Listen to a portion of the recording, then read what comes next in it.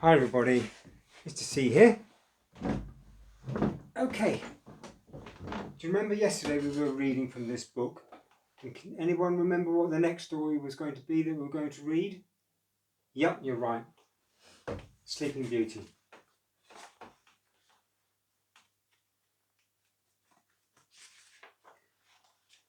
Once upon a time there was a good and wise king and queen, but they were always very sad because they had no children. At long last, after waiting many years, a baby daughter was born. The king and queen were delighted and loved their little princess very much. When the baby princess was christened, the king and queen gave a great feast at the palace. 6 good fairies came, but the king had forgotten to invite the wicked, bad-tempered fairy whom no one had seen for years. When she heard about the feast, she was very angry and thought up a wicked plan. After the feast, the good fairies made wishes for the baby. When she grew up, they wanted her to be good, beautiful, clever, and to sing and dance.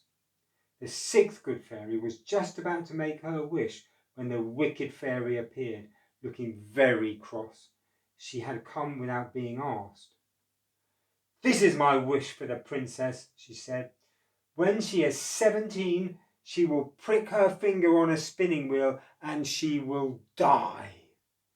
"Oh no!" cried the 6th good fairy. "I can't change that, but my wish for her is that she won't die, but she will go to sleep for 100 years." The king shouted and the queen cried, but the wicked fairy disappeared in a puff of smoke. "Well," said the king, "I'll make a new law. All the spinning wheels in my kingdom are to be burned at once. If there are no spinning wheels, then the princess can't prick her finger on one." As the years passed and the princess grew up, she became good, beautiful, and clever, and she could sing and dance. On her 17th birthday, there was a grand ball at the palace, and the 6 good fairies came. Everyone had forgotten all about the wicked fairy. Now the next day, the princess found a little staircase in the palace that she had never seen before.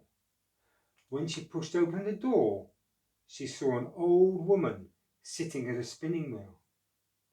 "Come in, my dear," said the old woman, who was really the wicked fairy. "What are you doing?" asked the princess. She had never seen a spinning wheel before. "I'm spinning," said the old woman. "I'll show you how to do it. Come and hold this." The princess put out her hand. Oh, I pricked my finger," she said. In a second, the princess was fast asleep. Downstairs the king yawned, the queen yawned, and everyone else yawned. Then they went to sleep. The wicked fairy disappeared, and the 6 good fairies carried the sleeping princess to her bedroom and laid her gently on her bed. In the palace, nothing, not even a mouse, moved for 100 years. Outside, a thick forest grew up all around it until only the roofs showed above the treetops. No one ever went near it, except the good fairies, who watched over it while everyone slept.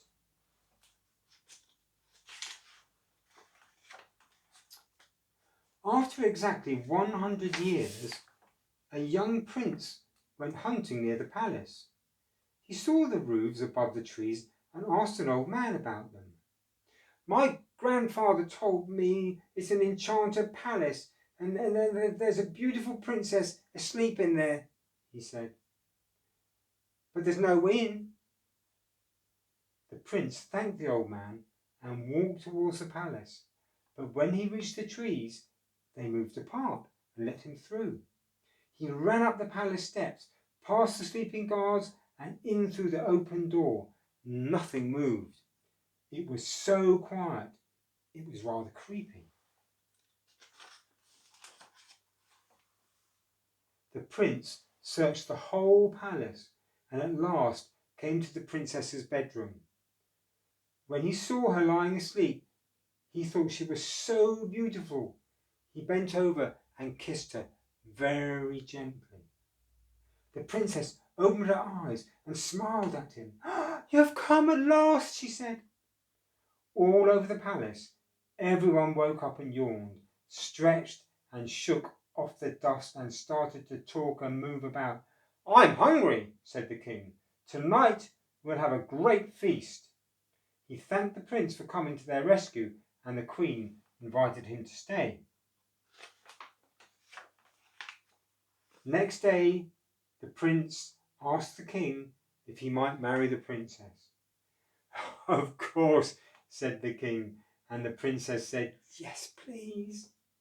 Soon there was a very grand wedding, and the prince and princess lived happily ever after.